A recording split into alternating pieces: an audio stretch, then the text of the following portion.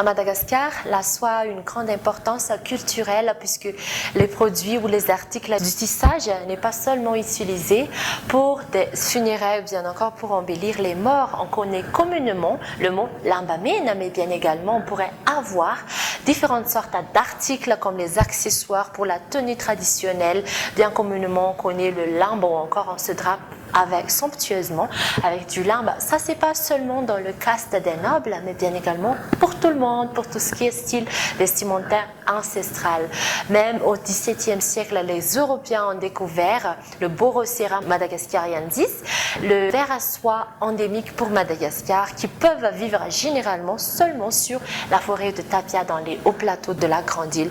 Mais la reine Ranavalna Ier, au début du XIXe siècle, elle voulait industrialiser la filière de la soierie. Du coup, donc, elle a fait élever aussi des cocons ou des vers d'élevage. Du coup, là maintenant, à Madagascar, on a deux types de soie. Donc, on a la soie issue de vers à soie sauvage, le landibé.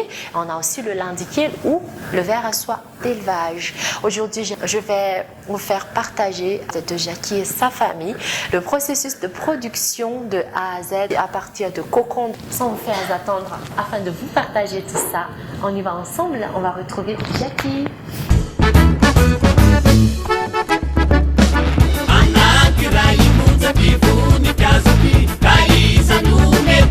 Salam Jackie. Alors nous on est très curieux de votre activité sur le tissage ici à Parc de l'Est en tant que jeune. Vous lancez dans ce secteur qu'on peut dire que c'est un héritage ancestral quand même. Parce que moi je pense que c'est pas vous la première génération qui le fait, mais ça c'est déjà bien avant.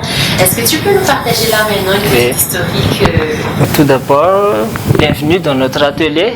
La première femme qui a fait le tissage, donc c'était mon arrière-grand-mère. Et même moi, j'étais surpris parce qu'il y a peu de temps que je le savais. Oui, ma grand-mère m'a dit que sa mère, elle a fait aussi le tissage. Nous, on a fait le tissage récemment, il y a déjà 3 ans passés. Et depuis ces 3 années, tu travailles avec ta famille ou d'autres personnes aussi? Oui, nous, ici, nous travaillons en famille. Oui. À côté, il y a mon père, miniature, là ma femme, et là, c'est sa soeur. Donc, c'est toute la famille qui... Familiale. Oui. Oh, il est très beau ta tunique, hein? C'est confectionné localement? Ça Oui. fait partie de vos produits? Oui, ça fait partie de nos produits finis, ça. Des tuniques en coton, la décoration soie sauvage. Soie sauvage, donc soie sauvage, c'est la partie, c'est un produit noble pour nous les Malagasy, puisque ça c'est endémique à Madagascar et donc c'est pas pareil que même la couleur, hein, même la couleur, ça c'est naturel ça? Oui, c'est naturel ça. Naturel, donc c'est un peu brun comme ça se marie bien avec la couleur du coton. Et pourquoi pas, on va passer à la démonstration? Oui, bien sûr, on peut passer tout de suite à la démonstration de tous les processus. À Madagascar, il y a 2 sortes de soie. Il y a les soies sauvages, comme ça, les cocons. C'est une espèce endémique ici chez nous et ils vivent dans la forêt de Tapia, les vers à soie. Même la tapia aussi est un arbre endémique à Madagascar. Oui. Qui se trouve sur le mont, sur les hautes terres, aussi comme la forêt d'Issal. Même en Tirabé, on en a en Boustchas. En Boustchas, il y a aussi un Bazatapi. Un Bazatapi aussi. Oui. Ouais, donc tout ça c'est dans les hautes terres, hein, dans les hauts plateaux de Madagascar. Voilà, ouais. Et là, les soies d'élevage. Là, on les nourrit avec des feuilles de mûrier, les vers à soie. Ça, c'est presque toute l'année, la saison. Mais pour les sauvages, c'est seulement 2 fois par an. Et il faut d'abord extraire les chrysalides à l'intérieur parce qu'ils sont comestibles. Ah, donc, ils sont comestibles. il ne faut pas les gaspiller. Ah. Oui. Rien ne se perd alors. Même les Rien ne se chrysalides sont perd. mangés. Après, il faut cuire les cocons dans de l'eau bouillante. Et pour les sauvages, c'est 3 jours de cuisson. Et pour l'élevage, c'est seulement 1 journée. Une journée. Ok. Ils deviennent comme ça quand c'est cuit. Là, c'est sauvage et élevage avec la couleur naturelle. Et il faut les sécher sur les murs après, les jeter comme ça et ça colle sur les murs. Pour les séchages, c'est plus pratique. Ah, okay. Et pour quelle durée ça? Ça dépend du temps, à peu près 2 à 3 jours. Sinon, les amis, on peut faire la différence entre les 2 couleurs. Là, on peut différencier l'élevage avec le naturel qui est sauvage, qui est natif de Madagascar. Ça, c'est pas encore teinté, hein, c'est des couleurs C'est naturelles. naturel. Merci. Et quand c'est sec, il faut les décoller. Il faut les décoller du mur. Puis, c'est la stade de la filature. C'est ce qu'elle est en train de faire. Tout est fait à la main. Ça, c'est à Madagascar. Là, c'est juste de l'eau froide. Oui. Il faut mouiller la paume de la main en faisant comme ça pour voir la torsion du fil. Ah ouais.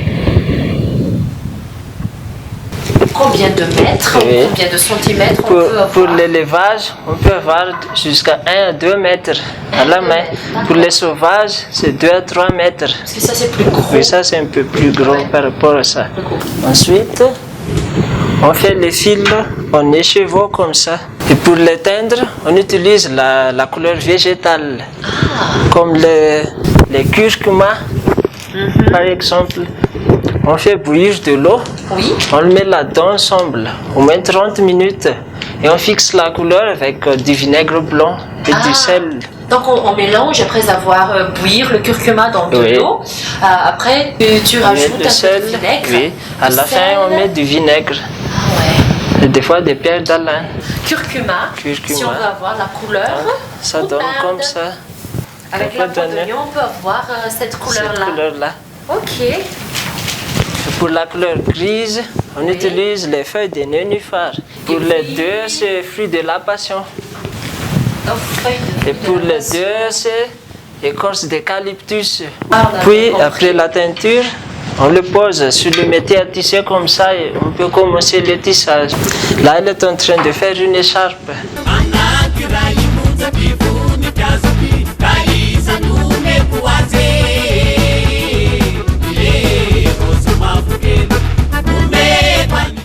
On vient d'apprendre à toutes les étapes Oui. pour la fabrication. Ça te dit de jeter un coup d'œil Oui, dans la bien boutique? sûr.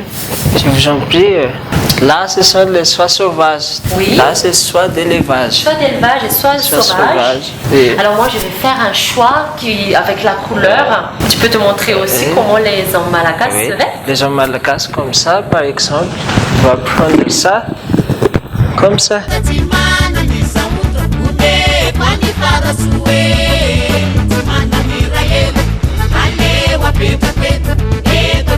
Tu es prêt pour le discours Ah quelque oui. part. Quant à moi, je peux avoir aussi écharpe en soie comme ça. C'est très très joli. Vous avez aussi d'autres produits. Et nous avons Les pochettes. les pochettes comme ça en soie aussi.